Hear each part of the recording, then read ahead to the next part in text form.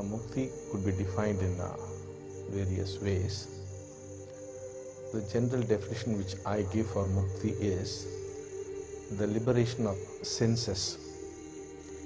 Now, when you see, you do not see without the interference of the mind.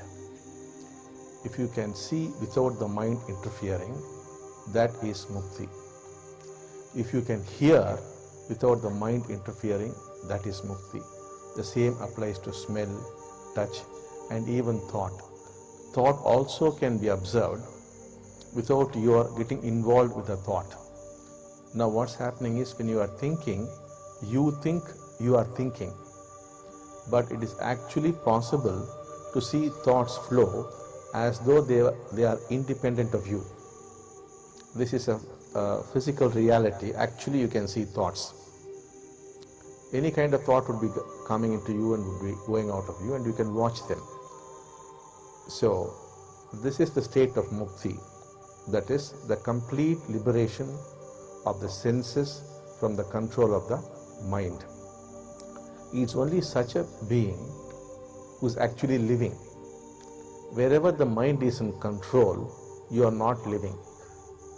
When the mind is not there, then you are actually living. That's why when people ask me, what is the purpose of life? My answer is, if you are living, you won't ask the question. The purpose of life is to live. What does that mean? To live the life of the senses. The senses must be independent and free of the mind.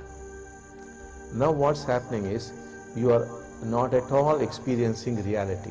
Reality to you is what is flowing through the senses. Now all the time you are interpreting whatever data is coming into you. You look at a tree and you say it's a big tree, small tree, green tree, mango tree, this, that. All the time comments are going on.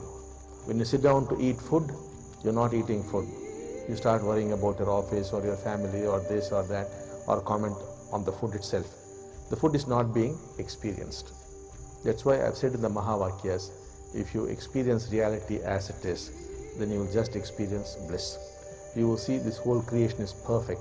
It's the most beautiful thing, and that you're already in heaven. You have made it into a hell. It is possible to liberate these senses from the clutches of thought. So thought is necessary when required. Otherwise, why should thought interfere? There's no need for thought to come and interfere with your actual experience. Now, when the senses become free of the control of thought or the mind, then we say you have discovered unconditional joy, the unconditional love. Such is this joy that you will feel that you are connected with everybody. So you discover true love. So this true love and this true joy are not separate things. They're all one and the same. And this is a natural occurrence. That is what you are designed to be. That is what a human being is supposed to experience all the time.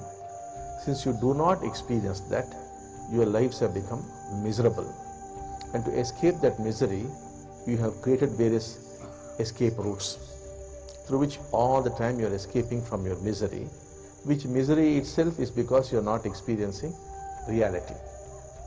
So that is why people take to alcohol or to drugs or sex or whatever that is, because otherwise what is there in your life, it becomes meaningless.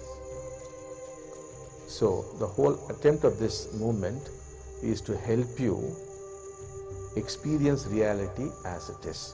When that happens, you discover unconditional love and unconditional joy. You feel connected with everything and everybody. You do not feel you're a separate individual. You do not live for yourself alone anymore, because the yourself has become everybody. You live for the sake of humanity. This is not a concept or some imagined thing. This is a day-to-day reality once you become enlightened or you become a mukta. And thousands of people have already got into this state. And even right now there are a few people sitting here who are in this state.